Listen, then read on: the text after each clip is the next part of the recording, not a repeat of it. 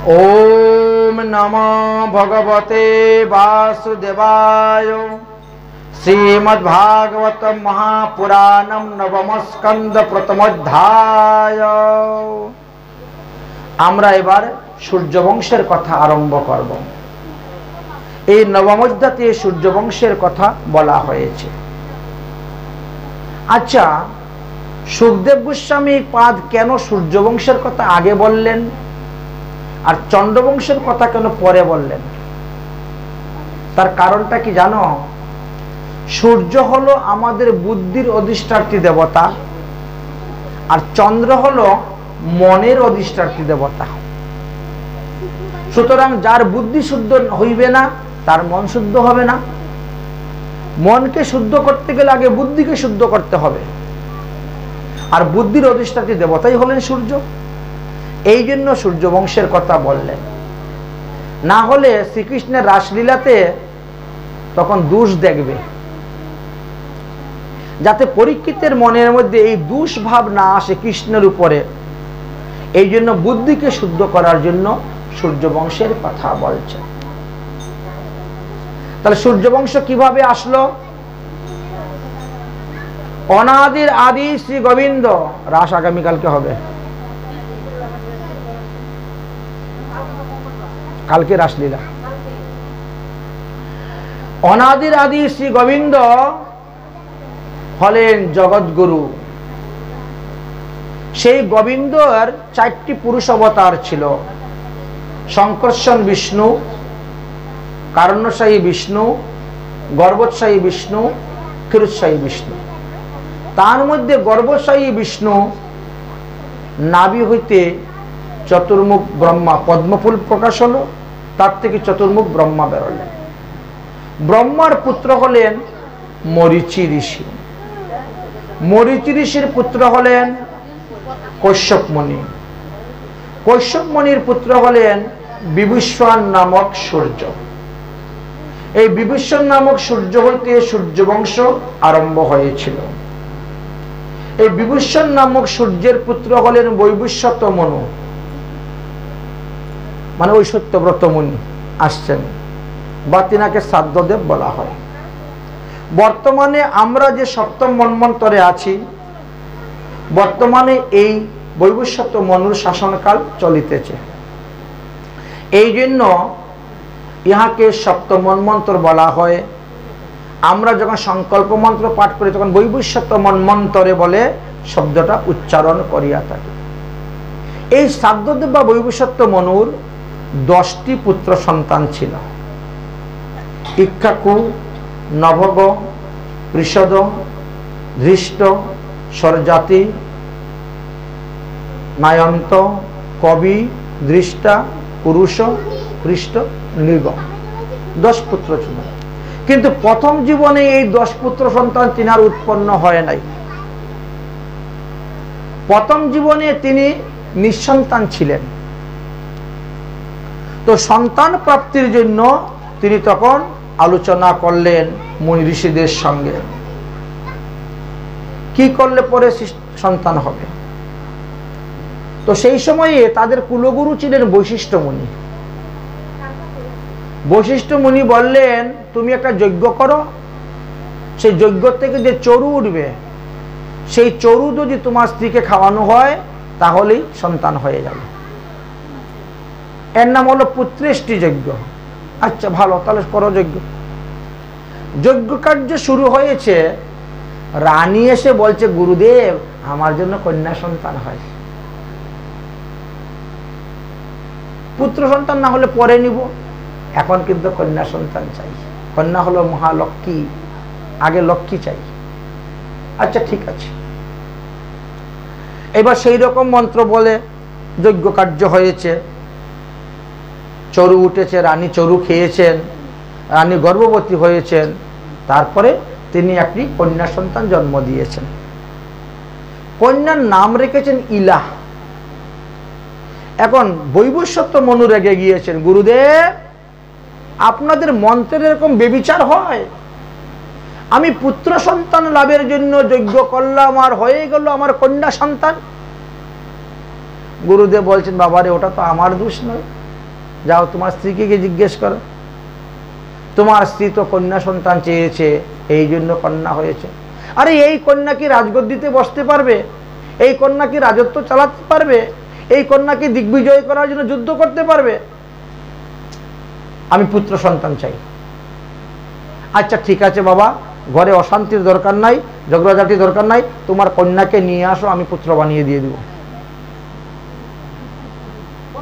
চিন্তা করতে পারছেন কিরকম মন্ত্রশক্তি?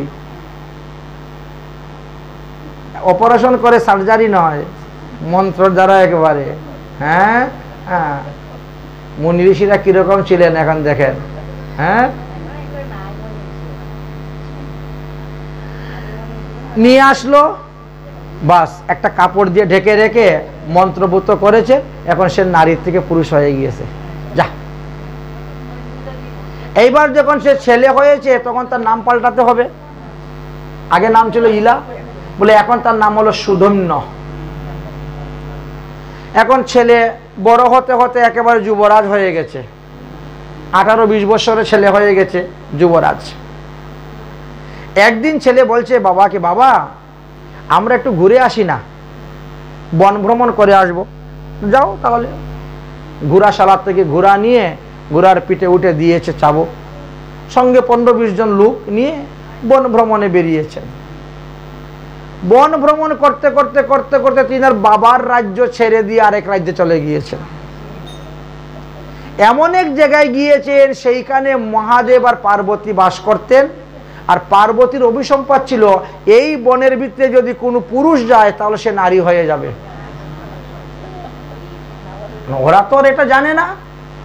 এখন যেই মাত্র গিয়ে ঢুকেছে, সব ঘোড়াগুলা ঘুরি হয়ে গেছে, সব পুরুষগুলা নারী হয়ে গেছে। এখন 20 বছর 22 বছর 25 বছরের নারী, চিন্তা করেন তো। এখন তো এই লজ্জায়কের বাড়িতে আসা যায়? বনের মধ্যে ঘুরে বেড়াচ্ছে।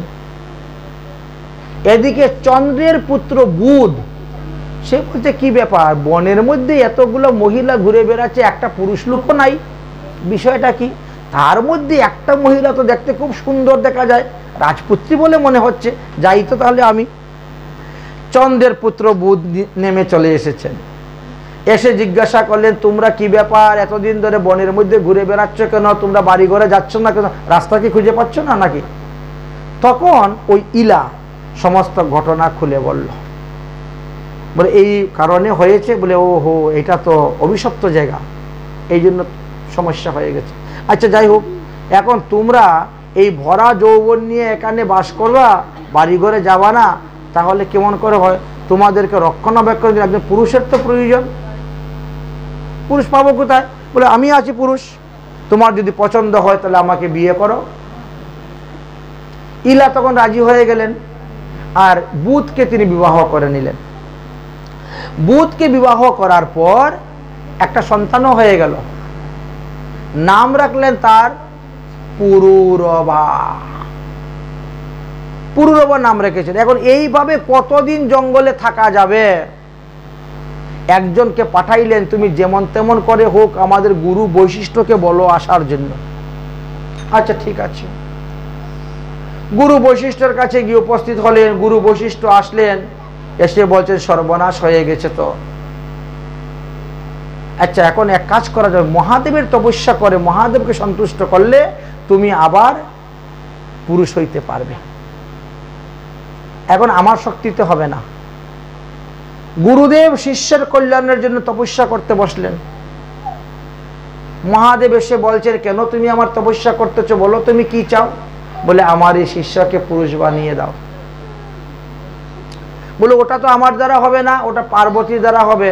আর পার্বতী অভিসম্পাদ দিয়েছে এই বনে যদি কোনো পুরুষ ঢুকে সে নারী হয়ে যাবে, সেই দিতে পারবে, এছাড়া অন্য কেউ দিতে পারবে না। তাহলে আমি যে আপনার তপস্যা করলাম এতদিন, এর কোনো ফল নেই? আরে বাবা আছে, আছে, এত মাথা গরম করো কেন?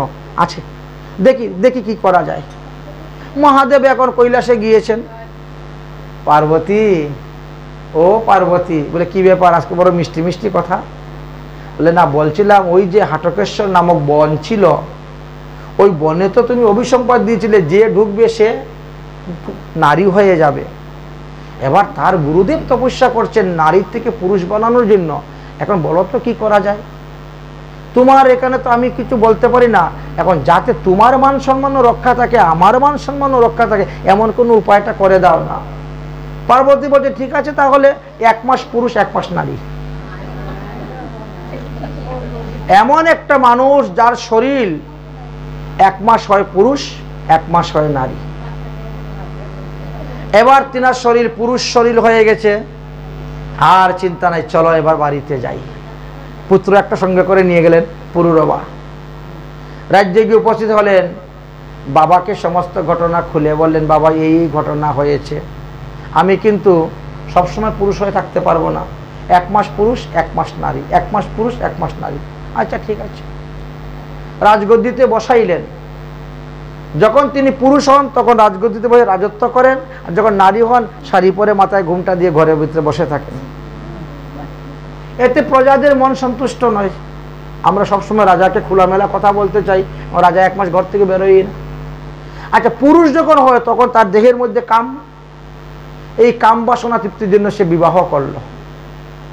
বিবাহ করার পরে তিনিও বহু সন্তান জন্ম দিলেন। এইভাবে এই বংশটা বৃদ্ধি হইতে শুরু হল। বৈবস্বত মনুর পিষদ নামে যে পুত্র ছিল, তার থেকে শূদ্র বংশ শূদ্র হয়ে গেছিলেন, বেরোলো। পরুষ নামক থেকে ক্ষত্রিয় এসেছিল। ধৃষ্টতা তারা তপস্যা করে ব্রাহ্মণত্ব লাভ করেছিল। আর ধৃষ্টের পুত্র নাভাগ, তিনি বৈশ্যতা প্রাপ্ত হয়েছিলেন। একই বাপের 10 পুত্রের মধ্যে কেউ ব্রাহ্মণ, কেউ ক্ষত্রিয়, কেউ বৈশ্য, কেউ শূদ্র হয়েছিলেন। তার কারণটা কি? কর্ম। জন্মের দ্বারা কেউ ব্রাহ্মণ, ক্ষত্রিয়, বৈশ্য, শূদ্র নয়, কর্মের দ্বারা প্রমাণিত দেখাচ্ছেন। এই জন্য তো গীতাতে ভগবান বলছেন, চতুর্বর্ণ ময়া সৃষ্টম গুণ কর্ম বিভাগশ। আপনার ঘরের ভিতরে ব্রাহ্মণ, ক্ষত্রিয়, বৈশ্য, শূদ্র চারি বর্ণের লোকই আছে। যার যেরকম স্বভাব, আচরণ, চরিত্র, কথাবার্তা, সে সেই বর্ণের লোক, সেই জাতের লোক। আচ্ছা, এখন বৈবস্বত মনুর আরেক পুত্র নাম ছিল স্বরজাতি। এই স্বরজাতির একটি কন্যা ছিল, কন্যার নাম ছিল সুকন্যা। কন্যা বলছে, বাবা বাবা আমি পিকনিক করতে যাব, আমাকে বনে নিয়ে চলো। একমাত্র আদরের কন্যা গিয়েছেন পিকনিক করতে। যেখানে গিয়েছেন পিকনিক করতে, সেখানে ভৃগু ঋষির পুত্র চবনমুনি তপস্যা করতেছেন বসে। ওরা তো জানে না বন ফাঁকা জায়গা। আর উনি যে তপস্যা করতেছেন, উনাকে উই মাটি দিয়ে ঢিপি হয়ে গেছে। উই মাটি তুলতে তুলতে একেবারে উনাকে ঢেকেই দিয়েছে, কেউ তো জানে না। এখন মেয়ে সখীদেরকে নিয়ে এই বনে ওই বনে দৌড়াদৌড়ি, ঘোরাঘুরি পারাপারি করে, ওই উই মাটি ঢিপির উপরে গিয়ে বসে লাফায় ফালায় কত কিছু করতেছে। হঠাৎ করে বলে, দেখ রে, জোনাকি পোকার মতো আলো দেখা যাচ্ছে রে ঢিপির ভিতরে। উই মাটির টিলা ঢিপি দেখতো, আর একটা শলা এনে ওটা খুঁচা মেরে ছিদ্রটা বড় কর, তাহলে দেখবো আলোটা কোথার থেকে আসে। যেই খুঁচা মেরেছে, ফিসকারি দিয়ে রক্ত বেরোতে শুরু হয়েছে। ওরে বাবা রে, কি হলো রে, এর ভিতরে কে ছিল? ভয় পেয়ে চলে এসেছে, সঙ্গে সঙ্গে সকলের পায়খানা প্রস্রাব বন্ধ হয়ে গেছে। এবার পেট ফুলে মরে মরে উপায়। কি ব্যাপার কি হলো? তখন আশেপাশে যারা ছিল তারা বলছে, শুনরা, এই যে তোমরা এই বনে পিকনিক করতে আসছো, এটা ভৃগু ঋষির পুত্র চবন মুনির বন। নিশ্চয়ই মুনির চরণে তোমাদের অপরাধ হয়েছে, এই জন্য তোমাদের মলমূত্র বন্ধ হয়ে গেছে, মারা যাবে। এই কে কি করেছো বলো? তখন সুকন্যা বলছে, আমি এইভাবে কাজ করেছিলাম। ও আচ্ছা, সর্বনাশ হয়ে গেছে। আনো জল। কলস জল এনে ঢালতে শুরু করলেন। উই মাটি সব সরে গেল। দেখে মুনি বসে তপস্যা করছে, আর মুনির চোখ দিয়া রক্ত পড়তেছে। পায়ে হাতে ধরে ক্ষমা চাইলেন, মুনিবর, আমার মেয়ে বুঝতে পারে নাই, তোমার চোখ দুইটা কানা করে দিয়েছে, অপরাধ ক্ষমা কর। বলে, অপরাধ ক্ষমা করলে কি হবে, আমি কি চলাফেরা করতে পারবো? তবে তোমার মেয়েকে যদি আমার কাছে বিয়ে দিয়ে যাও, তাহলে অপরাধ ক্ষমা করবো। আমার সেবা করবে কে? আমি অন্ধ মানুষ, তোমার মেয়ের কারণে তো আমি অন্ধ হয়েছি। অতএব তোমার মেয়েকে আমার কাছে বিয়ে দাও, সারা জীবন সে আমার সেবা করবে, তবে গিয়ে মুক্ত। আচ্ছা ঠিক আছে, তাই হোক। সুকন্যা রাজি হয়ে গেলেন, বিয়ে দিয়ে দিলেন। রাজা রোগমুক্ত হয়ে গেলেন, সবাই রোগমুক্ত হয়ে গেলেন, বাড়িতে চলে গেলেন। এইবার স্বর্গ থেকে এসেছেন বৈদ্য অশ্বিনী কুমার। একটা বিশাল যজ্ঞ হবে, সেই যজ্ঞের নিমন্ত্রণ দিতে। চবনমুনি, আজকে যজ্ঞের নিমন্ত্রণ, আপনাকে যেতে হবে। বলে আমি যাব কেমন করে রে ভাই, আমার চোখ দুইটা অন্ধ, অন্ধ হয়ে গেছে, আমি তো যেতে পারবো না। আচ্ছা শুনো, তোমরা তো স্বর্গের বৈদ্য, স্বর্গের বৈদ্য, তোমরা খুব ভালো ভালো ঔষধ জানো। আচ্ছা তোমরা কি আমার চোখ দুটো ভালো করতে পারবে? তোমরা কি আমার এই বৃদ্ধ শরীরকে যৌবন ফিরিয়ে আনে দিতে পারবে? বলে কেন পারবো না, পারবো। বলে তাহলে দাও। বলে তাতে আমাদের কি লাভ হইবে? বলে তোমাদের লাভ হইবে, তোমরা তো এখন যজ্ঞের ভাগ পাও না, তোমাদের জন্ম হয়েছে ঘোড়ার পেটে, এই জন্য দেবরাজ ইন্দ্র তোমাদেরকে দেবতা বলে গ্রহণ করে না, যজ্ঞের ভাগ পাও না।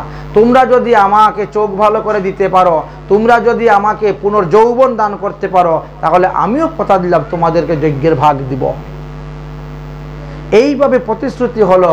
আর তখন ওই অশ্বিনী কুমার স্বর্গ থেকে আনলেন চবন, চবন ব্রাশ বলে না, হ্যাঁ, সেটা তৈরি করা হলো। চবন মুনিকে খাওয়ানো হলো, তাকে ধরে নিয়ে গিয়ে পুকুরে স্নান করলেন। যেই উঠলেন একেবারে নবযৌবন সম্পন্ন হয়ে গেলেন, ভালো হয়ে গেলেন। ঠিক আছে, এইবার বললেন চলো শ্বশুর বাড়ি যাব, গিয়ে এখন যজ্ঞের ব্যবস্থা করব। এই শ্বশুর বাড়ি গেলেন, গিয়ে যজ্ঞের ব্যবস্থা করলেন, যজ্ঞ করলেন। এবং সেই যজ্ঞতে যখন অশ্বিনী কুমারকে যজ্ঞের ভাগ দিবেন, দেবরাজ ইন্দ্র তখন রেগে গেলেন। হ্যাঁ, আমরা যাকে দেবতা বলে গ্রহণ করি নাই, যজ্ঞের ভাগ দেই নাই, আর চবনমুনির এত বড় ক্ষমতা, চবনমুনিকে হত্যা করো, বধ করো। হাতে নিয়েছে বজ্র, চবনমুনিকে মারবে। চবনমুনি মন্ত্রের দ্বারা ইন্দ্রের হাত সহ বজ্র স্তম্ভিত করে দিয়েছেন। এখন হাত না নিচের দিকে নামে, না উপর দিকে যায়, না ডাইনে যায়, না বামে যায়। ইন্দ্র তো এরকম করেই আছেন। দেবগুরু বৃহস্পতি আসছেন, কিরে কি হলো? বলে এই অবস্থা। বলে বাবা, মুনি ঋষিদের সঙ্গে টক্কর দিতে যাচ্ছ কেন? হ্যাঁ, অশ্বিনী কুমারকে দেবতা রূপে গ্রহণ করলে তোমার কি আসে যায়? আর তাদেরকে যজ্ঞের ভাগ দিলেই বা তোমার কি আসে যায়? তোমার ঘর থেকে দিচ্ছে নাকি কেউ যজ্ঞের ভাগ? যে যজ্ঞ করতেছে সে ভাগ দিচ্ছে, তোমার মাথা ব্যথা কিসের? যাও চবন মুনির কাছে গিয়ে ক্ষমা চাও।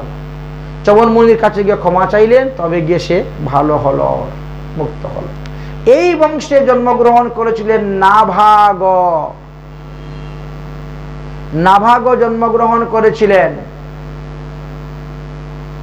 নাভাগ এরা 5 ভাই ছিলেন। ছোটবেলায় নাভাগ চলে গেছেন বনে তপস্যা করতে। বাকি ভাইয়েরা সব বাবাকে যুক্তি দিয়ে সম্পত্তি ভাগ করে নিয়ে নিয়েছে। 25-30 বছর পরে নাভাগ বাড়িতে ফিরে এসেছেন। বাবা, আমার ভাগ কোথায়? আমিও তো তোমার ছেলে, উত্তরাধিকার সূত্রে তো আমিও জায়গার ভাগ পাই। ওরে বাবা রে, তুই যে আছিস না মরছিস তাও তো আমরা জানি না। সাধু হয়ে চলে গেছিস, তোর আবার কিসের সম্পত্তির দরকার রে? সাধু? ও, সাধুদের পেট নাই, সাধুদের রোগ সুখ ব্যাধি হয় না। ডাক্তারখানা গেলে কি এমনি দিয়ে দিবে ঔষধ? 500 টাকা ভিজিটও নিবে, ঔষধের দামও নিবে। তো সাধুদের পেট পিট নাই, সম্পত্তি লাগে না? আমার সম্পত্তি আমাকে দাও, ওসব বুঝি না। আমার সম্পত্তি আমি মঠ বানাবো, মন্দির বানাবো, সাধু সেবা দিব, ভান্ডারা দিব। আমার সম্পত্তি ভাইয়েরা ভোগ করবে কেন? তারা মাছ খাবে, মাংস খাবে, মদ খাবে আমার সম্পত্তি দিয়ে। আমার সম্পত্তি ভগবত সেবায় লাগাবো। এবার তো ঝগড়া শুরু হয়ে গেছে। ভাইয়েরা কেউ সম্পত্তি দিবে না, এরা সম্পত্তি নিয়ে নিয়ে চার দিবে। যা যা, তোকে বাবাকে দিয়ে দিলাম তোর ভাগে। আরে আমারই থাকার জায়গা নাই, বাবাকেও এখন ভাগ করে দিয়েছ। আজকালকে মা বাবাও ভাগ হয়ে যায়, এক ছেলে মাকে দেখবে আর এক ছেলে বাবাকে দেখবে। ওই ছেলে 1 মাস, ওই ছেলে 1 মাস, সেই ছেলে 1 মাস, এই অবস্থা। মা বাবাও ভাগ হয়ে যায়। এমন দেশ এসে, এমন দুনিয়া এসেছে। নাভাগ এসে বলছে, বাবা আমার দাদারা তো সম্পত্তি দিল না, আর উল্টা তোমাকে আমার ঘরে দিয়েছে। বলছে যা বাবাকে দিলাম তোর ভাগে যা। এইবার বলো তো, আমি তো সাধু মানুষ, ভিক্ষা করে আনি খাই, তুমিও তাই থাকো। শুন শুন, ওরা যখন তোকে তোর ভাগে আমাকে দিয়েছে, তুই আমার কথা মতো চল, তাহলে 4 ভাইয়ের থেকে তুই বেশি বড়লোক হয়ে যাবে। কেমন করে তাড়াতাড়ি বড়লোক হবো? বলে শোন, এইখান থেকে সোজা উত্তর দিকে হাঁটতে শুরু কর। 20-25 কিলোমিটার যাওয়ার পরে একটা ঘুর জঙ্গল পাবে। জঙ্গলের ভিতরে আরো 4-5 কিলোমিটার হাঁটবে, একেবারে গভীর জঙ্গলে ঢুকবে।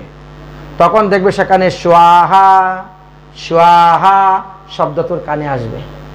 ওখানে অনেক মুনি ঋষিরা বসে যজ্ঞ করতেছেন। যে যজ্ঞ 7 দিন করলে পরে স্বর্গ থেকে বিমান আসবে, সশরীরে বিমানে বসে তারা চলে যাবে, কিন্তু তাদের যজ্ঞেতে মন্ত্র ভুল আছে। ভুল মন্ত্র জপ করতেছে বলে 7 বৎসর ধরে যজ্ঞ করতেছে, অথচ যজ্ঞে তাদের বিমান আসতেছে না।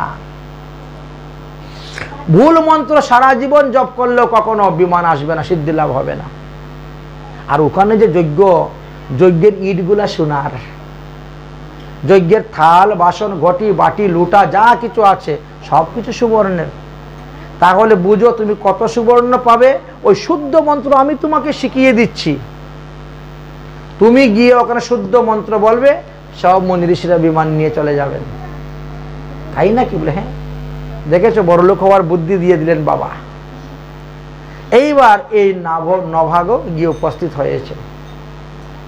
দণ্ডবত প্রণাম মুনি ঋষিগণ, আপনারা এই ঘুর জঙ্গলে কেন এত বড় যজ্ঞ করতেছেন? বলে স্বর্গায় লুকায়, স্বর্গ আদি বিভিন্ন লোকে আমরা বিমান যুগে ঘুরে বেড়াতে পাবো সশরীরে, এই জন্য বিমান করি।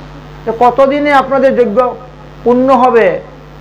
বলে বাবা বেদে তো লেখা আছে 7 দিন, কিন্তু 7 বৎসর ধরে যজ্ঞ করে যাচ্ছি, তথাপিও বিমান আসতেছে না। প্রথম মনে করেছি স্থান দোষ, মাটির দোষ আছে এখানে, এই জন্য হরিণ দিয়ে বিচরণ করিয়েছি, সোনার লাঙ্গল দিয়ে হাল চাষ করেছি, তারপরেও দেখা যায় হয় নাই। তারপরে ভাবলাম মনে হয় ইটের দোষ আছে, ইট তো বিভিন্ন জায়গার থেকে মাটি দিয়ে তৈরি করে, সোনার ইট ব্যবহার করলাম।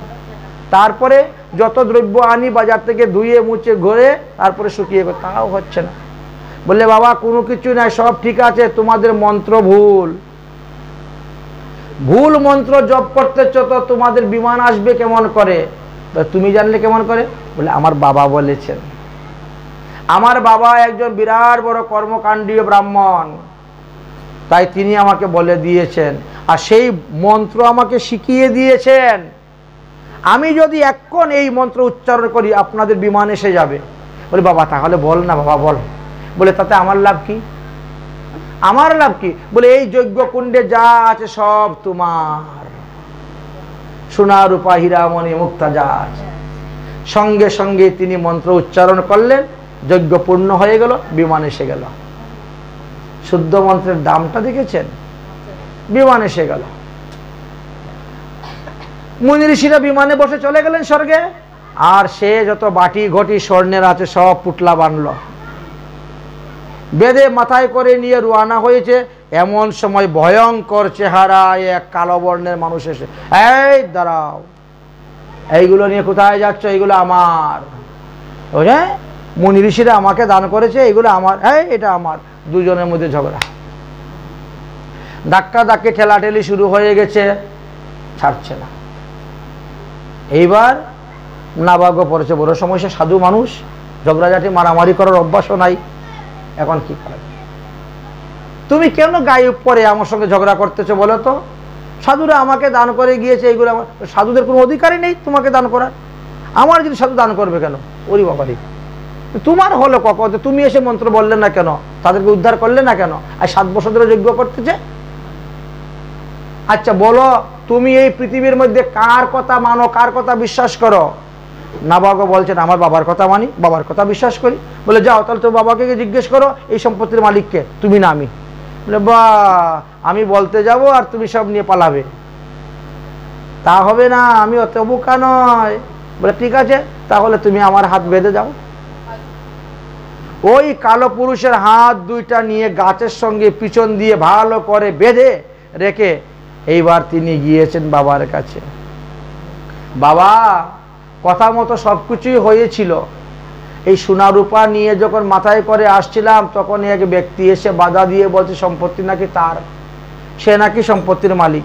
এই নিয়ে কত ঝগড়াঝাটি করলাম, এখন তাকে বেঁধে রেখে এসেছি। তুমি এখন বলো সম্পত্তি কার? তুমি যার বলবে তার হবে। তার বাবা চিন্তাধারা করে বলছেন, হ্যাঁ সম্পত্তিটা ওই ব্যক্তির। কেমন করে হলো? আরে ওই ব্যক্তি মহাদেব। মহাদেব এসেছেন ছদ্মবেশে তোমাকে পরীক্ষা করার জন্য। সতীদাহ যখন হয়েছিল তখন একটা নিয়ম হয়েছিল, যজ্ঞ করার পরে যা কিছু থাকবে উৎকৃষ্ট দ্রব্য সব মহাদেবের। মনে করো যজ্ঞেতে তুমি 1 কেজি ঘি নিয়েছো, আধা কেজি ঘি যজ্ঞে লেগেছে, আধা কেজি ফিরিয়ে ঘরে আনবে? তা হবে না, আনা যাবে না। ওটা ওখান থেকে দান করে দিতে হবে, বুঝলেন? এই জন্য যাও গিয়ে দিয়ে আস। গিয়ে বলছে, নেন বাবা, আমারই অপরাধ হয়েছে, ক্ষমা করো। আমার বাবা বলছেন এই সমস্ত কিছুর মালিক আপনি, নেন। মহাদেব সন্তুষ্ট হয়ে গেলেন, তুমি পিতৃভক্ত, তোমার বাবা প্রকৃত ধর্ম জানেন, আমি সন্তুষ্ট হলাম, যাও তোমাকে আমি এটি দান করে দিলাম। এই নাভাগর পুত্র হলেন অম্বরীশ মহারাজ। অযোধ্যায় তিনি রাজধানী ছিল। অম্বরীশ মহারাজ 300টা বিবাহ করেছিলেন। তিনার 300 জন রানী ছিল। তার মধ্যে এক রানী ছিলেন খুব ভক্তিমতী। একবার দেবশ্রী নারদ এসে উপস্থিত হলেন। দেবশ্রী নারদকে জিজ্ঞাসা করলেন, আচ্ছা বলেন তো দেখি, কোথায় গিয়ে কি তপস্যা করলে তাড়াতাড়ি ভগবানকে লাভ করা যাবে? দেবশ্রী নারদ তখন বললেন, শ্রীধাম বৃন্দাবন। বৃন্দাবনে যাও, বৃন্দাবনে গিয়ে যদি ভজন করো 1 বৎসরের মধ্যে ভগবান পাদপদ্ম লাভ। প্রত্যেকটা একাদশী সংযুক্ত দ্বাদশীতে ব্রত থাকবে, নির্জলা ব্রত করবে। ব্রতের পরের দিন কি করবে? ব্রতের পরের দিন তুমি ব্রাহ্মণ বৈষ্ণবদেরকে সেবা দিবে, তারপরে তুমি পালন করবে। 1 বৎসরে তোমার ভগবান পাদপদ্ম লাভ হয়ে যাবে। এই জন্য অম্বরীশ মহারাজ তিনি সবথেকে ছোট রানী সুশীলাকে নিয়ে গেলেন, শ্রীধাম বৃন্দাবনে উপস্থিত হলেন। 1 বৎসর পর্যন্ত তিনি ব্রত করলেন। 1 বৎসরে ব্রত করার আর একটা মাত্র একাদশী বাকি আছে। সেই সময়ে হঠাৎ করে দুর্বাসা ঋষি বৃন্দাবনে আগমন। অম্বরীশ মহারাজ একাদশী ব্রত করেছেন, দ্বাদশীতে ব্রাহ্মণ বৈষ্ণব সেবা দিয়েছেন। এইবার প্রসাদের থালটা হাতে নিয়েছেন, পালন করবেন। এমন সময় দুর্বাসা ঋষি এসে উপস্থিত, সঙ্গে সঙ্গে হাত থেকে থাল রেখে দিয়েছেন। আসুন আসুন মুনিবর, আসুন বসুন, পালন করুন, প্রসাদ গ্রহণ করুন। দাঁড়াও, আমি একটু স্নান করে আসি, যমুনায় স্নান করে আসি, তারপর প্রসাদ গ্রহণ করব। যমুনায় স্নান করতে গিয়ে তিনি আর এত সময় নষ্ট করছেন যে এইবার পালনের সময় চলে যাচ্ছে। অম্বরীশ মহারাজ বড় চিন্তার মধ্যে পড়ে গেছেন, হায় হায় রে, যদি ঠিক সময় মতো পালন না করি আমার 1 বৎসরে সব একাদশীর ফল নষ্ট হয়ে যাবে। এইবার পণ্ডিতদেরকে জিজ্ঞাসা করলেন, ভাই এখন কি করা যায় উপায়? যদি আমি পালন করি তাহলে ব্রাহ্মণকে, অতিথি ব্রাহ্মণকে উপবাস রেখে আমি ভোজন করতেছি, এতে আমাকে নরকে যেতে হবে। আর যদি আমি ভোজন না করি আমার 24টা একাদশী ব্রতের ফল নষ্ট হবে, নরকে যেতে হবে। উভয় সংকট থেকে আমি কিভাবে রক্ষা পাবো সেই বিধান থাকলে আপনি কৃপা করে আমাকে বলুন। তখন তারা বলল, হ্যাঁ একটা উপায় আছে, বিষ্ণুর চরণামৃত পান। ভগবান বিষ্ণু চরণামৃত পান করলে পালন হয়ে যায়, কিন্তু ওটা তো জল। জল পানকে কখনো আহার বলা হয় না। অতিথিকে উপবাস রেখে গৃহস্থ জলপান করতে পারবে, এতে কোনো দোষ হয় না। অম্বরীশ মহারাজ তৎক্ষণাৎ সঙ্গে সঙ্গে বিষ্ণু চরণামৃত নিয়ে পান করলেন। কিন্তু এই ঘটনাটা যুগবলে জানতে পারলেন দুর্বাসা। একেবারে রেগে ভোম হয়ে এসে, হ্যাঁ, আমাকে নিমন্ত্রণ দিয়ে অতিথি রেখে আর তুমি পালন করে নিলে, দেখাচ্ছি তোমাকে মজাটা। মাথার থেকে ছিঁড়ে জটা ফেললেন, তার থেকে কৃত্যা অনল সৃষ্টি হলো। যাও রাজা অম্বরীশকে ভস্ম করে দাও। রাজা অম্বরীশ এক পাও পিছনে গেলেন না, দুই হাত জোর করে ভগবানকে স্তুতি করছেন। সুদর্শন চক্র চলে এসেছে। সুদর্শন চক্র এসে কৃত্যা অনলকে বধ করে দুর্বাসাকে মারার জন্য ছুটেছে। দুর্বাসা প্রাণ নিয়ে দৌড় দৌড় আর দৌড়। প্রথমেই দৌড়তে দৌড়তে ব্রহ্মার কাছে গিয়েছেন। ব্রহ্মা বলছেন, আমি তোমাকে পারবো না রক্ষা করতে, যাও তুমি এখান থেকে। গিয়েছেন মহাদেবের কাছে। মহাদেব বলছেন, আমি তোমাকে রক্ষা করতে পারবো না। গিয়েছেন ভগবান বিষ্ণুর কাছে। ভগবান বিষ্ণু বলছেন, অহম ভক্ত পরাধীর স্বতন্ত্রই বহ দ্বিজা, আমি তোমাকে রক্ষা করতে পারবো না, আমি ভক্তির বশ, ভক্তের অধীন। যদি কেউ আমার ভক্তের চরণে অপরাধ করে, তাহলে ওই ভক্তের চরণে গিয়ে ক্ষমা চাইতে হইবে। আমি তাকে অপরাধ ক্ষমা করতে পারি না, তবে আমি তাকে উপদেশ দিতে পারি। উপদেশ দিতে পারি, যাও তুমি যতক্ষণ যাইবে তোমার পিছনে পিছনে সুদর্শন চক্র যাবে, কিন্তু তোমাকে বধ করবে না, যাও তুমি। রওনা হলেন, আসলেন। অম্বরীশ চরণের পরে ক্ষমা ভিক্ষা চাইলেন। অম্বরীশ তখন তিনাকে পালন করিয়ে বিদায় দিলেন। তাহলে শিব ভক্ত দুর্বাসা কৃষ্ণ ভক্ত অম্বরীশের কাছে পরাজিত হয়েছিলেন। এইভাবে অম্বরীশ মহারাজের বংশে আরো অনেক অনেক রাজগণ জন্মগ্রহণ করেছিলেন। বহুজন জন্মগ্রহণ করেছিলেন। সেই বংশ থেকে আসলো ইক্ষ্বাকু বংশ, এবং ইক্ষ্বাকু বংশেতে জন্মগ্রহণ করেছিলেন ইক্ষ্বাকু। ইক্ষ্বাকু কেমন করে আসলেন? অম্বরীশ মহারাজের ছিল 3 পুত্র, বিরূপ, কেতুমান এবং শম্ভু। বিরূপের ঔরসে পৃষদ উন্নতির গর্ভে পৃষদস্য নামে পুত্র জন্মগ্রহণ করেছিল। এইভাবে ক্রম অনুসারে তাদের বংশ পরম্পরা বৃদ্ধি হয়েছিল। একদিন বৈবস্বত মনু হাঁচি দিয়েছেন। দেই না আমরা জোরে করে হাঁচি সর্দি লাগলে? হাঁচি যখন দিয়েছেন তখন বীর্য ঊর্ধ্বরেখা হয়ে নাক দিয়ে এসে পড়ে গেছে। সেইখান থেকে এক সন্তান জন্ম নিয়েছে। এই জন্য তার নাম হলো ইক্ষ্বাকু। জন্মের পরে তাকে বড় করবেন কেমন করে? ইক্কুর রস খাওয়াইয়ে বড় করেছিলেন। মা তো নাই, বাপের ঘরে জন্ম হয়েছে, এই জন্য তার নাম ইক্ষ্বাকু। ওই বংশেতে জন্মগ্রহণ করলেন মানদাতা। মানদাতার 50টা কন্যা সন্তান ছিল আর 3 পুত্র সন্তান ছিল। তো মানদাতা যখন অযোধ্যায় রাজা ছিলেন, ওই সময় বৃন্দাবনের সৌবরী ঋষি বসে তপস্যা করতেন। সৌবরী ঋষি জলের নিচে বসে তপস্যা করতেন, যমুনার জলের নিচে। একদিন দেখেন সব মৎস্যরা দৌড়াদৌড়ি করতেছে। কি ব্যাপার, এত দৌড়াদৌড়ি কেন? বলে গরুর পাখি এসেছে আমাদের খাওয়ার জন্য। তাই নাকি? এ গরুর পাখি, এটা বৃন্দাবন ধাম, এখানে মাছ খাইতে নাই। বলছে, আমি তো পাখি, আমি কি মানুষ নাকি? মানুষের জন্য না যত আচার বিচার, আমি তো পশু পাখি। আমার খাবারই হলো এই, আমি মৎস্য খাইয়ে বেঁচে থাকি। পাখিরা কি খাবে? যুগ পুক খেয়ে বেঁচে থাকে। আমার খাবার হবে না, খাবে না। বৃন্দাবন যদি খাও তোমার মৃত্যু হবে, আর যদি কোনোদিন বৃন্দাবনে আসো তোমার মৃত্যু হবে। গরুর পাখি এমনি উঠে দৌড়ে পলায়, সর্বনাশ। এই জন্য বৃন্দাবনে গরুর পাখি নাই। যত মঠ মন্দির দেখবেন, কোনো মন্দিরের সামনে গরুর পাখি দেখবেন না। একমাত্র চটিগড়াতে আছে বৈষ্ণব দেবীর পাশে গরুর গোবিন্দ মন্দির, সেখানে।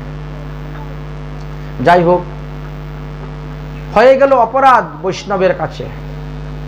বৈষ্ণবের চরণে যদি হয় কারো ক্ষুদ্র অপরাধ, মহা ভজনেতে পড়ে যায় বাদ।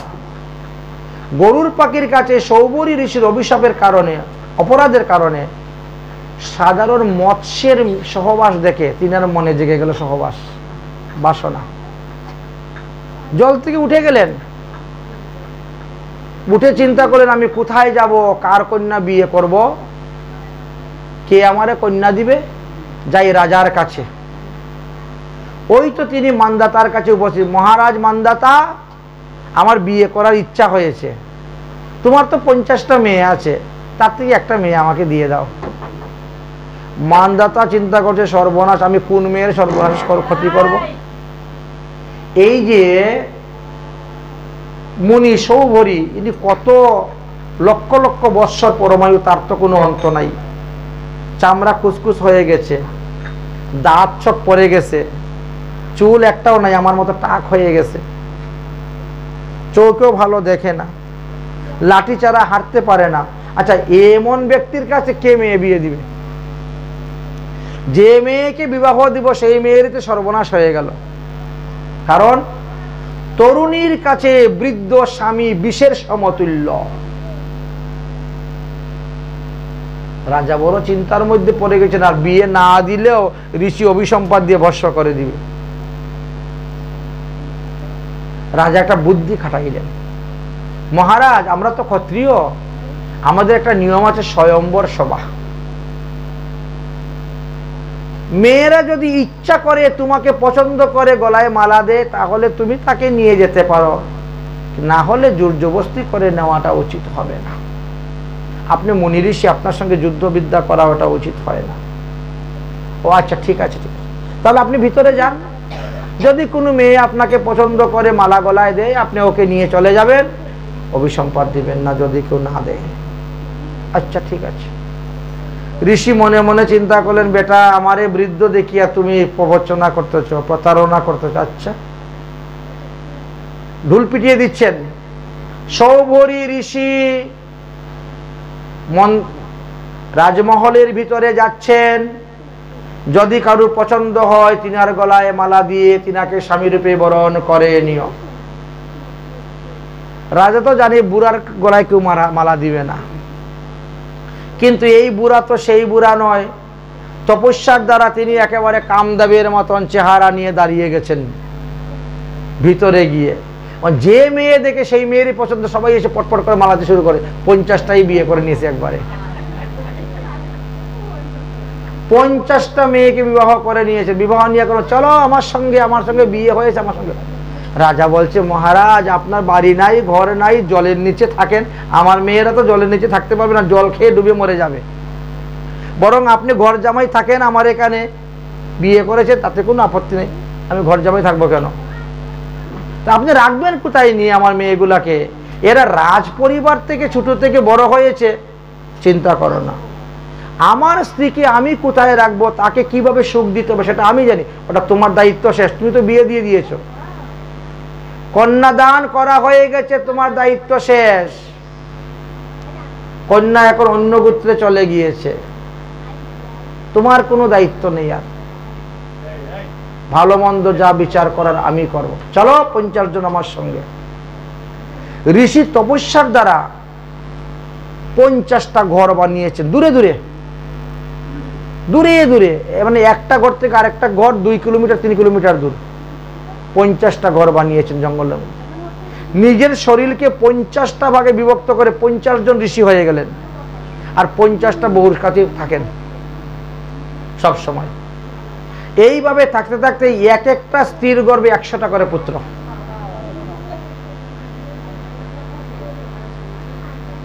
তাহলে 50টা স্ত্রীর গর্ভে কত পুত্র? 5000। মান্দাতা চিন্তা করছে যে ও এতদিন হয়ে গেল, বিয়ে হলো, আমার মেয়েরা থেকে একদিনও বাড়িতে ফিরে আসে না, বাপের বাড়ি বেড়াতে তো আসবে, আসে না। কি জানি বাবা, মেয়েরা আসেনি না মরেই গেছে না খেয়ে না খেয়ে, যাই তো একটু মেয়েগুলোকে দেখে আসি। ওই তিনি গিয়েছেন মান্দাতা, সব থেকে ছোট মেয়ের বাড়ি গিয়েছেন। সামনে গিয়ে, ও মা তুই কেমন আছিস রে? বাবা আমি খুব ভালো আছি। ঋষি আমাকে যে সুখে যে আনন্দে রেখেছে, ওই সুখ এই আনন্দ বাপের বাড়িও পাই নাই, তোমার বাড়িও। দেখেন, হাতির দাঁতের পালঙ্কের মধ্যে শয়ন করতেছি, সোনার থালে খাচ্ছি, সোনার থালে ঘুমাচ্ছি। ঋষি সবসময় আমার কাছে থাকেন, আমাকে ছেড়ে কোথায়ও যান না। ঋষির ঔরসে দেখো আমার 100টা ছেলে জন্ম নিয়েছে। তোর বড় বোন? বলে তা তো জানি না, বড় বোন কেমন আছে তা তো আমি জানি না, কারণ ঋষি তো আমার ছাড়া যাই না কোথায়, আমাকে নিয়ে সব সময় থাকে, বড় বোনের খবর তো আমি জানি না। আচ্ছা ঠিক আছে যাই। এখন রাজা আবার ওই মেয়ের বাড়ি গেলেন। ও মা কেমন আছিস রে? খুব ভালো আছি, খুব সুখে আছি, ঋষি সবসময় আমার কাছে থাকেন। তোর বড় বোন? তা তো জানি না, বড় বোন কেমন আছে। কেউ কারো খবর জানে না, অত সবাই মহা সুখে আছে। ঋষির এই রকম প্রভাব দেখে বড় বিস্মিত হয়ে গিয়েছিলেন। সেই বংশে জন্মগ্রহণ করলেন যুবনাশ্য। যুবনাশ্য জন্মগ্রহণ করেছিলেন। যুবনাশ্যের পুত্র মান্ধাতার কথা আলোচনা হয়েছে, সৌভরী ঋষির কথা বর্ণনা করা হয়েছে, এবং ওই বংশেতে জন্মগ্রহণ করলেন এসে সগর রাজা। রাজা সগর দুটা বিবাহ করেছিলেন। এক স্ত্রীর গর্ভে ইনার 60,000 পুত্র হয়েছিল, আর এক স্ত্রীর গর্ভে অসমঞ্জস নামক একটা পুত্র সন্তান হয়েছিল। এই অসমঞ্জস অত্যন্ত দুষ্ট প্রকৃতির ছিল, এই জন্য রাজা সগর তাকে ত্যাগ করে তেজ্যপুত্র করে দিয়েছিলেন। বাকি 60,000 পুত্রকে নিয়ে তিনি রাজত্ব করতেন। একবার তিনার ইচ্ছা হলো তিনি 100টা অশ্বমেধ যজ্ঞ করবেন। 99টা যজ্ঞ তিনার হয়ে গেছে, একটা যজ্ঞ বাকি আছে। সেই সময় দেবরাজ ইন্দ্র এসে তিনার যজ্ঞের ঘোড়া চুরি করে নিয়ে চলে যায়। চুরি করে নিয়ে গঙ্গা সাগরে কপিল মুনির আশ্রমের মধ্যে বেঁধে রেখে দিয়ে ইন্দ্র পালিয়ে যায়। যজ্ঞের ঘোড়া না পাওয়া পর্যন্ত যজ্ঞ করা যাবে না। যজ্ঞের ঘোড়া খবর নিতে খুঁজতে খুঁজতে খুঁজতে খুঁজতে যখন সগর রাজার 60,000 পুত্ররা গেলেন, গিয়ে দেখেন কপিল মুনির আশ্রমে ঘোড়া বাঁধা। কপিল মুনি যে ভগবান এটা তারা জানতেন না, তারা মনে করছে এটা ঘোড়া চুর। ঘোড়া চুরি করে এনে এক সাধুর মতো ভান ধরে বসে, ধর ধর, মার মার, কাট কাট। এমনি তিনার তৃতীয় নেত্র খুলে গেল কপিল ভগবানের, ক্রোধানল। আর ওই দৃষ্টিটা যখন গিয়ে পড়ল, সগর রাজা 60,000 পুত্র মারা গেল, শেষ, সেখানে মরে গেল। সগর রাজা তো বসে আছেন, কি ব্যাপার, আমার ছেলেরা গেল কোথায়, এখন পর্যন্ত ফিরে আসতেছে না। ঘোড়া পাওক আর না পাওক সে তো ফিরে আসবে, ঘোড়ারও খবর নাই, তারও খবর নাই, কি করা যায়। বড় চিন্তার মধ্যে পড়ে গিয়েছে, চিন্তা করছে। এমন সময় কি হলো, অসমঞ্জস বাড়িতে ফিরে আসলো। এখন তার পুত্র সন্তান নাই, ওই তেজ্য পুত্রকে আবার গ্রহণ করলেন, ছেলেকে বিবাহ দিলেন। ছেলের ঘরে আরেক ছেলে হলো, নাতি হলো, নাম রাখলো তার অংশুমান। অংশুমান বড় হলো, অংশুমানকে বলছেন, দেখো রে, তোর কাকারা কোথায় যে নিরুদ্দেশ হয়ে গিয়েছে, পাওয়া যাচ্ছে না, একটু খুঁজে দেখ না, তোর কাকাদেরকে খুঁজে বের করতে পারিস কিনা। যজ্ঞের ঘোড়াও না পারলে তো আমার যজ্ঞ পূর্ণ হবে না, আমার 100টা যজ্ঞের সংকল্প ছিল। এই অংশুমান তখন গিয়েছেন যজ্ঞের ঘোড়া খোঁজার জন্য, কাকাদের খুঁজতে। আর গিয়ে কপিল মুনির আশ্রমে গিয়ে দেখেন সবাই মরা পড়ে আছে। কপিল মুনিকে স্তুতি ভক্তি করলেন। কপিল মুনি বলছেন, এই যে ঘোড়া নিয়ে যাও, যজ্ঞ করো। কিন্তু আমার কাকারা, ওরা আর জীবিত হবে না, এরা মরে গেছে, তাহলে এদের উদ্ধারের গতি, বলে তাহলে গঙ্গা আনতে হবে। তখন আমাদের ভারতবর্ষে গঙ্গা ছিল না, গঙ্গা আনতে হবে, তবে গিয়ে উদ্ধার হবে। গঙ্গার জল পরশে, না হলে উদ্ধারের কোনো উপায় নেই। এই জন্য আমরা গঙ্গাতে গিয়ে অস্থি ক্ষেপণ করি। গাড়া পুরা ভাষা তিনে কর্ম নাশা, গাড়তেও হবে, পুড়তেও হবে, ভাসাতেও হবে, সবাইকে এটা করতে হয়। গাড়লেও তো মুখ অগ্নি করে তো গাড়া হয়, এমনি তো নাই। ঠিক আছে, ঘোড়া আনলেন, যজ্ঞ কার্য সম্পূর্ণ হলো। এবার সগর রাজা বলছেন, অংশুমান, অসমঞ্জস, তোমরা রাজ্যে থাকো, আমি যাচ্ছি তপস্যা করতে। তপস্যা করতে গেলেন, তপস্যা করতে করতে মারা গেলেন, গঙ্গা আনতে পারলেন না। অসমঞ্জস বলছে, তাহলে আমি যাচ্ছি। অসামঞ্জস্য আনা হলেন, তিনি গিয়ে তপস্যা করতে করতে মারা গেলেন, গঙ্গা আনতে পারলেন না। এবার অংশুমান বিয়ে করলেন, তার পুত্রের নাম হলো দিলীপ। দিলীপকে রাজগদ্দিতে বসিয়ে দিয়ে অংশুমান গেলেন গঙ্গা আনতে, তিনিও মারা গেলেন, গঙ্গা আনতে পারলেন না তপস্যা করতে করতে। দিলীপ চিন্তা করলো সবাই তো বৃদ্ধকালে যায় গঙ্গা আনতে, যৌবনে কেউ যায় না, যৌবনে বিষয় সুখ ভোগ করে আর বৃদ্ধকালে যায় গঙ্গা আনতে তপস্যা করতে, আমি যৌবনই যাব। দুটা বিয়ে করেছে দিলীপ মহারাজ। বিয়ে করে স্ত্রীদেরকে, রানীদেরকে উপর রাজ্যভার দিয়ে উনি তপস্যা করতে চলে গেছে। তপস্যা করতে করতে মরেই গেল, গঙ্গা আনতে পারলো না। বংশ রক্ষা হবে কেমন করে? বংশ রক্ষার যে কেউ নেই। তখন দুই রানী কি করলেন, মহাদেবের তপস্যা করতে আরম্ভ করলেন সন্তান প্রাপ্তির জন্য। তাদের তপস্যায় সন্তুষ্ট হয়ে মহাদেব বললেন, তোমরা দুই রানীর মধ্যে মিলন করো, তাতে এক রানী গর্ভবতী হবে, সন্তান হবে। সত্যি দুই রানী মিলনে মহাদেবের আদেশে এক রানী গর্ভবতী হলেন এবং একটি সন্তান হল।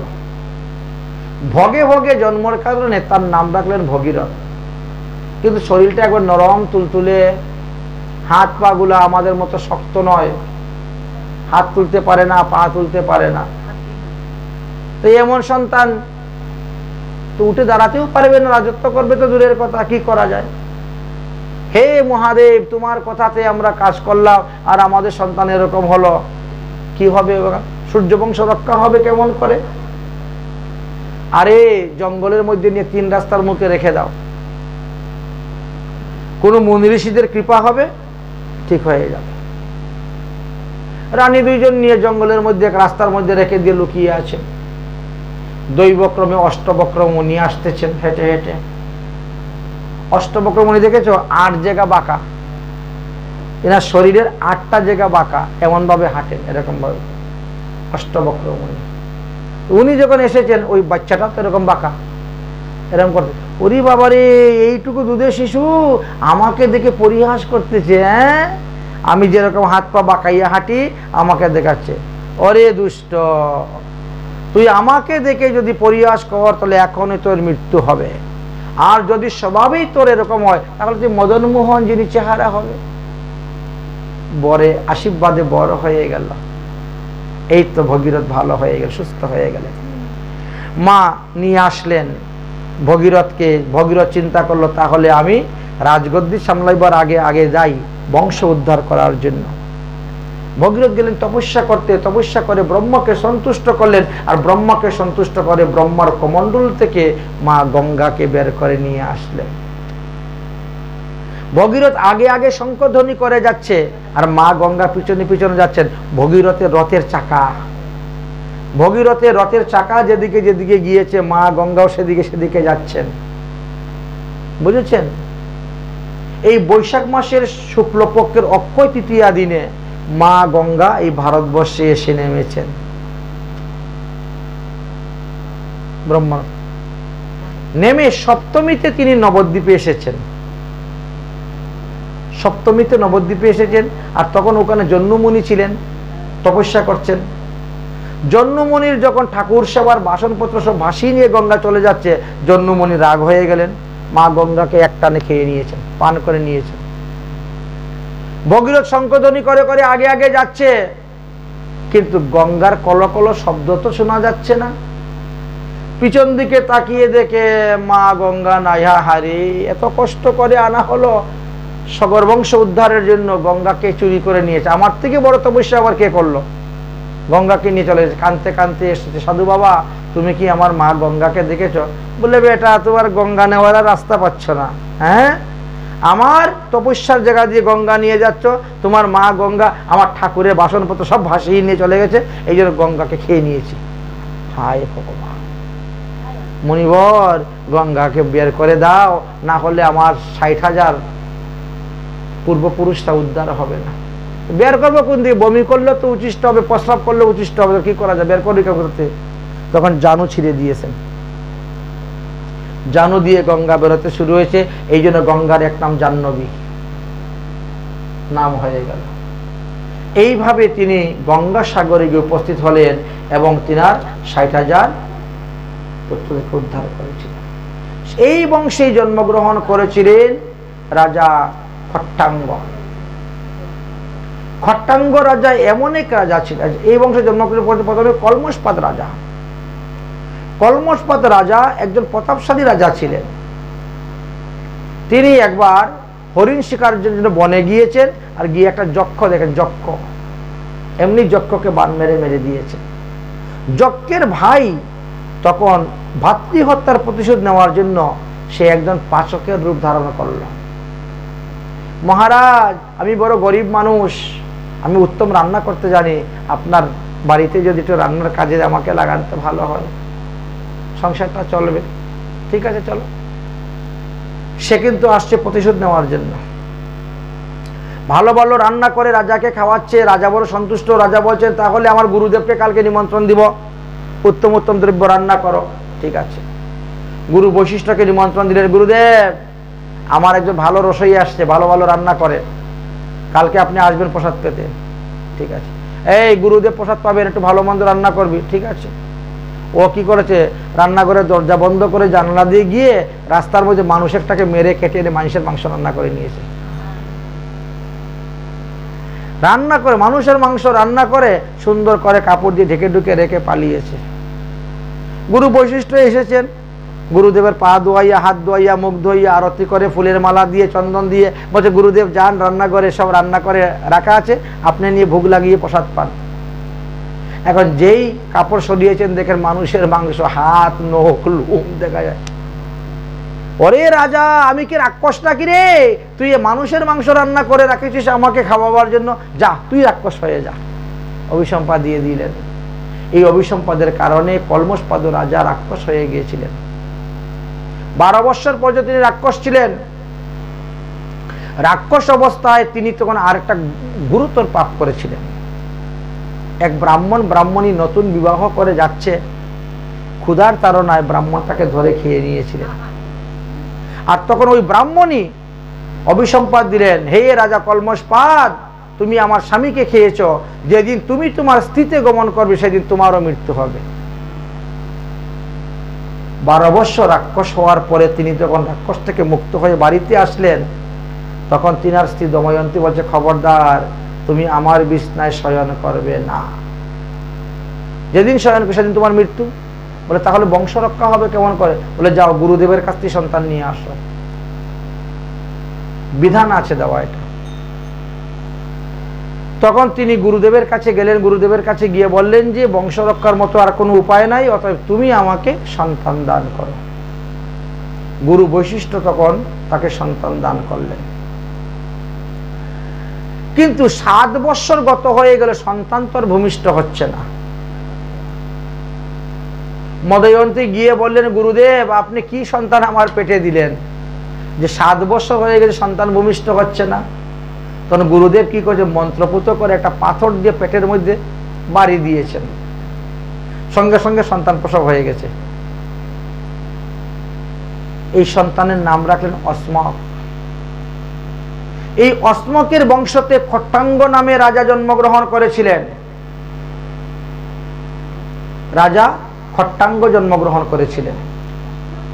খট্টাঙ্গ এত বড় রাজা ছিলেন, এত প্রতাপশালী রাজা ছিলেন, দেবতারা পর্যন্ত অসুরের সঙ্গে যুদ্ধের জন্য খট্টাঙ্গ রাজাকে স্বর্গে নিয়ে গিয়েছিলেন।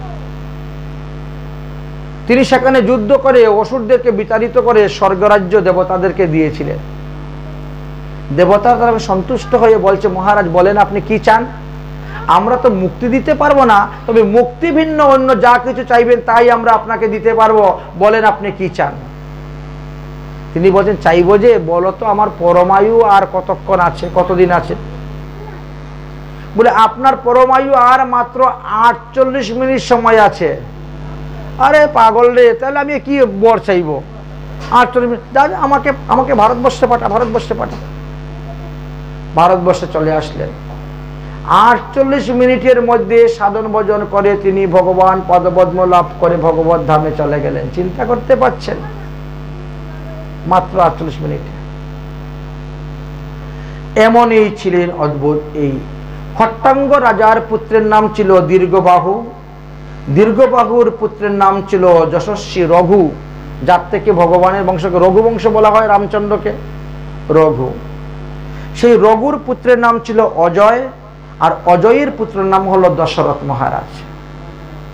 দশরথ মহারাজ পুত্র সন্তান লাভের জন্য একের পর এক 3টা বিবাহ করলেন, তথাপিও পুত্র সন্তান হলো না। তারপরে গুরুদেবের সঙ্গে পরামর্শ করলেন, বললেন যে তাহলে ঋষ্যশৃঙ্গ মুনিকে নিয়ে আসো আর পুত্রষ্টি যজ্ঞ করো, তাহলে তোমার পুত্র। সিংহী ঋষিকে এনে যজ্ঞ করাও। সিংহী ঋষি আসলেন, যজ্ঞ করানো হলো, সেই যজ্ঞের চারু উৎপন্ন হলো, সেই যজ্ঞের চরু 3 রানীকে খাওয়ালেন। এতে কৌশল্যা হইতে ভগবান রামচন্দ্র, কৈকেয়ী হইতে ভরত, আর সুমিত্রা হইতে লক্ষ্মণ ও শত্রুঘ্ন জন্মগ্রহণ করলেন। ভগবান 1 অংশের থেকে 4 অংশে বিভক্ত হয়ে তিনি অবতীর্ণ হলেন। অবতীর্ণ হয়েছে কখন? বলে চৈত্র মাসে। লেখা আছে যে চৈত্র মাসে নবম্যায়াম জাতং রাম স্বয়ং হরি পুনর্বসু নক্ষত্র সংযুক্ত সাতিথি সাধ্য কাময়া। চৈত্র মাসের শুক্লপক্ষের নবমী তিথিতে ভগবান রামচন্দ্র রূপে অবতীর্ণ হয়েছেন। বলো রামচন্দ্র ভগবান কি। শ্রী রামচন্দ্র কৃপালু ভজমন হরয় ভব ভয় দারুণাম নব কঞ্জলোচন কুঞ্জ মুখ কর পদ কুঞ্জন কঞ্জনাম কন্দর্প অগণিত অমিত ছবি নব নীল নিরুদ সুন্দরম পটপিত মানুষ তরিত রুচি শুচি নৌমোজন কসু তাম্বরম ভজ দিন বন্ধু দীনেশ দানব দৈত্য বংশনি স্কন্দনাম রঘুনয়ানন্দ কৌশল চন্দ্র দশরথ নন্দনাম শিরমকুট কুণ্ডল কুণ্ডল তিলক চারু উদারয়ঙ্গ ভূষণাম আজানুভুজ শর চাপধর সংগ্রামজিত খর দূষণাম ইতি বদতি তুলসীদাস শঙ্কর্ষি মন রঞ্জনাম মম হৃদয় কুঞ্জ নিবাস কুরু কামাদি কলদল গুঞ্জনাম কামাদি কলদল গুঞ্জনাম। বলো শ্যামল রামচন্দ্র ভগবান কি। সূর্য বংশে ভগবান রামচন্দ্র এসে অবতীর্ণ হইলেন। শশীকলার ন্যায় দিন দিন বড় হতে শুরু হলেন। রাম লক্ষ্মণ ভরত শত্রুঘ্নকে উপনয়ন সংস্কার করিয়ে গুরুকুলে পাঠিয়ে দিলেন। 15 বৎসর গুরুকুলে থেকে অস্ত্রবিদ্যা শিক্ষা লাভ করে বাড়িতে ফিরে আসলেন। যেদিন ভগবান রামচন্দ্র বাড়িতে ফিরে এসেছেন অযোধ্যাতে, আর সেই দিনেই বিশ্বামিত্র মুনি এসে উপস্থিত। তারকা রাক্ষসীর অত্যাচারে আমি যজ্ঞ করতে পারতেছি না, রামকে আমার সঙ্গে দেও, আমি এর অসুরকে বধ করব।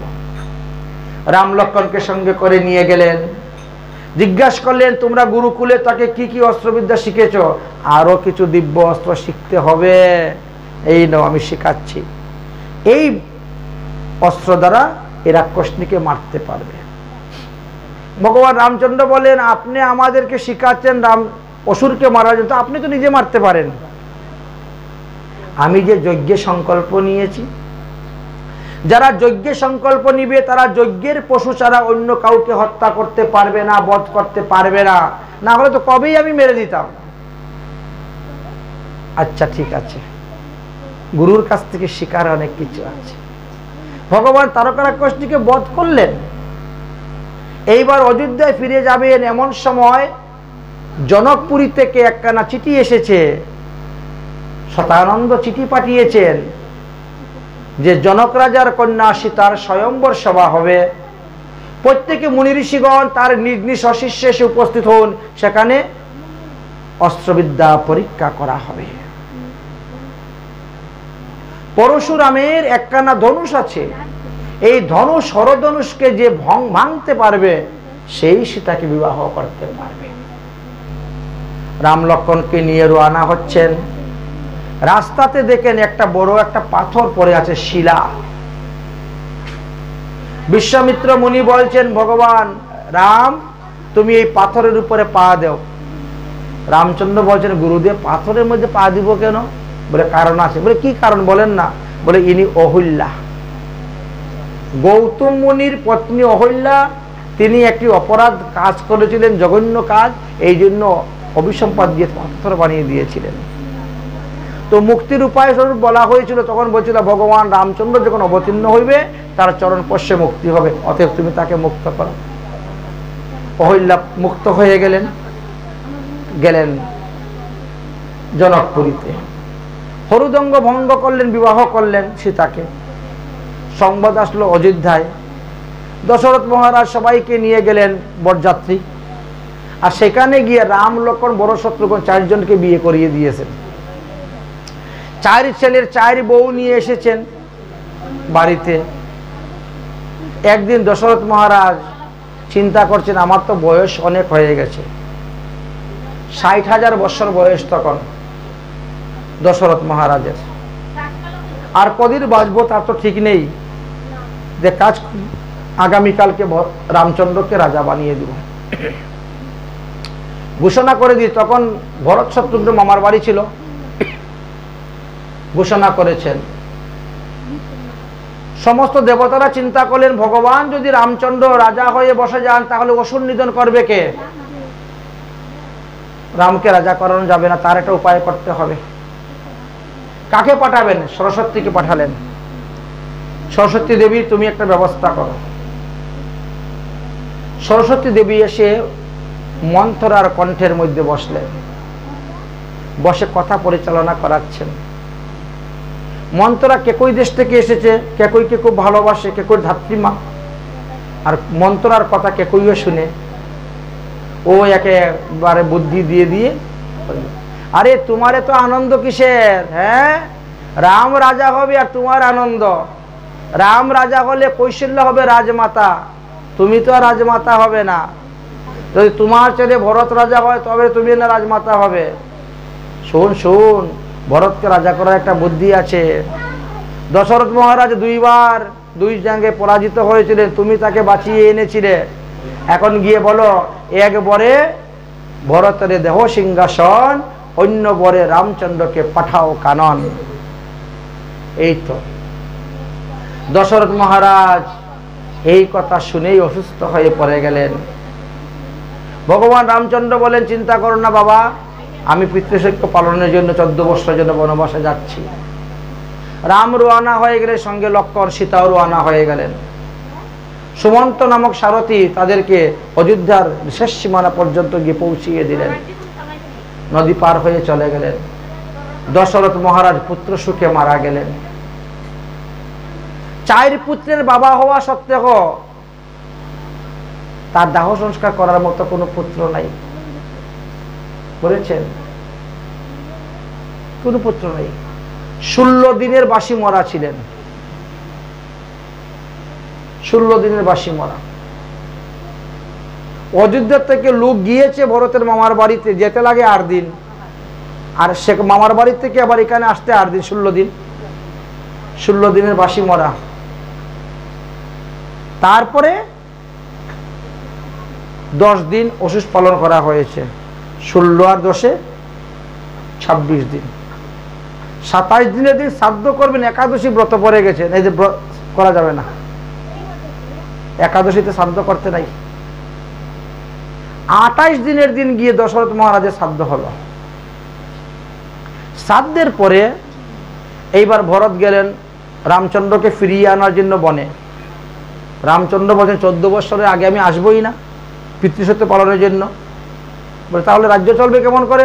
বলে আমার পাদুকা নিয়ে যাও, পাদুকা সিংহাসনে বসিয়ে রেখে তুমি রাজত্ব করো। পাঠিয়ে দিলেন। এই পাগলা ভরত যাতে আবার গিয়ে না আনে, এই জন্য ভগবান রামচন্দ্র চলে গেলেন একেবারে পঞ্চবটী বনে। কিন্তু পঞ্চবটী বনে যাওয়ার পর শূর্পণখা এসেছে রামচন্দ্রকে বিয়ে করতে। সেইখানে কথা কাটাকাটি নিয়ে লক্ষণ তো নাক কেটে দিয়েছে শূর্পণখা। এখন শূর্পণখা গিয়ে উপস্থিত হয়েছেন খরদূষণের কাছে। ২৭,০০০ সৈন্য নিয়ে এসেছে যুদ্ধ করার জন্য, ভগবান রামচন্দ্র তাদেরকে মেরে দিয়েছেন। এইবার সে গিয়ে রাবণের কাছে গিয়েছে, শূর্পণখা দেখো বনে একটা খুব সুন্দর মেয়ে পেয়েছিলাম, ভাবছিলাম তোমার জন্য আনবো, তুলে আনতে গিয়ে আমার নাক কেটে দিয়েছে, অর্থাৎ যাও এমন সুন্দরী নারী নিয়ে আসো। রাবণ তখন কি করবেন? রাবণ তখন মরিচকে বললেন, যাও তুমি স্বর্ণমৃগ রূপ ধারণ করে ঘোরাঘুরি করে রাম লক্ষ্মণকে ঘরের বাইরে নিয়ে যাও, আমি সীতাকে হরণ করে নিয়ে আসবো। কিরকম দেখেন রাজনীতি চলছিল। সীতাকে হরণ করে নিয়ে গেলেন। সীতা বাঁচাও বাঁচাও করে চিৎকার করে, কে শুনবে? এই জন্য আভূষণ অলঙ্কার একটা একটা করে ফেলছেন আর যাচ্ছেন। রাম লক্ষ্মণ যখন ঘরে আসলেন দেখেন সীতা নাই। সীতা সীতা করে খুঁজতে খুঁজতে দেখেন সামনে গিয়ে জটায়ু পড়ে আছে। একই বলে, আমি দেখেছি, আমি আটকাতে চেষ্টা করেছি কিন্তু পারলাম না। রাবণ সাগরের মধ্যে থাকে, নিয়ে চলে গেছে। যাই হোক, এবার গিয়ে হনুমানের সঙ্গে দেখা হলো। হনুমান নিয়ে গেলেন সুগ্রীবের কাছে। সুগ্রীবের সঙ্গে বন্ধুত্ব করলেন, বালিকে বধ করলেন। 4 মাস সীতাকে অন্বেষণ করা হলো। হনুমান গিয়ে লঙ্কায় সীতাকে পেল। সীতার আঙ্গুটি নিয়ে আসলো, আংটি ভগবান রামচন্দ্রকে দিলেন। সীতার সন্ধান পাওয়া গেল, সমুদ্র বন্ধন করলেন, লঙ্কায় গেলেন। রাম রাবণের মধ্যে যুদ্ধ হলো। রাবণের 6 লক্ষ পুত্র, 1 লক্ষ পুত্র আর 6 লক্ষ নাতি সবাইকে মারলেন, একমাত্র বিভীষণ জীবিত ছিলেন। এইভাবে করে সীতাকে উদ্ধার করলেন।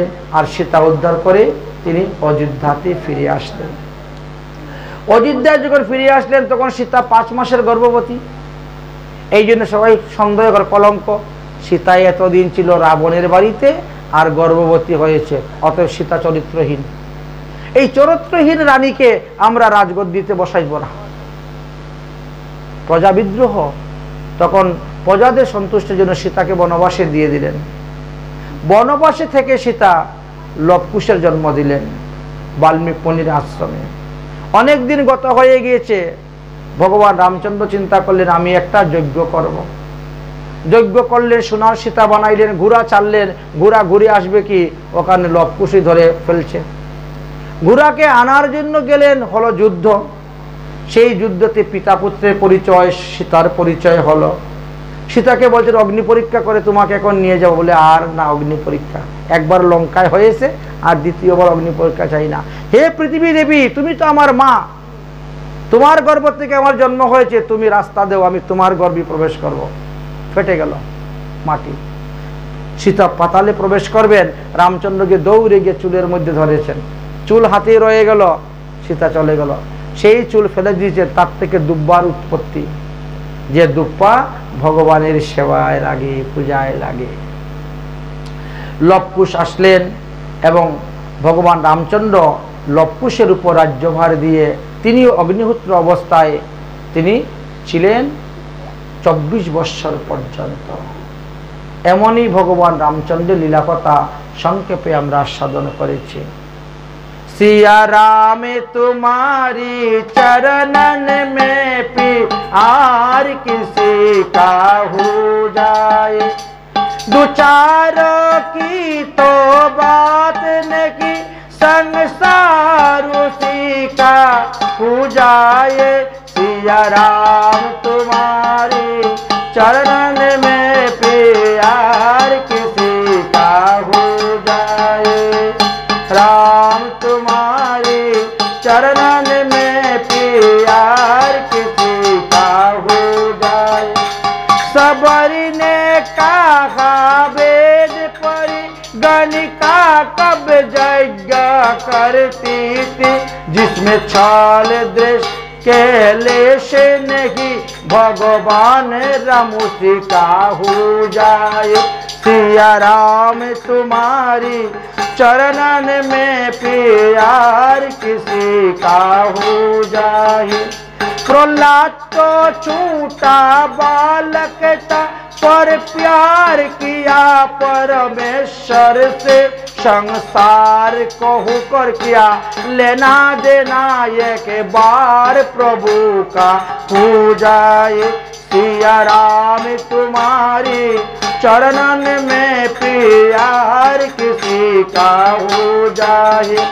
रावण ने प्रभु से बैर किया, अब तभी भी चिता जलाती है।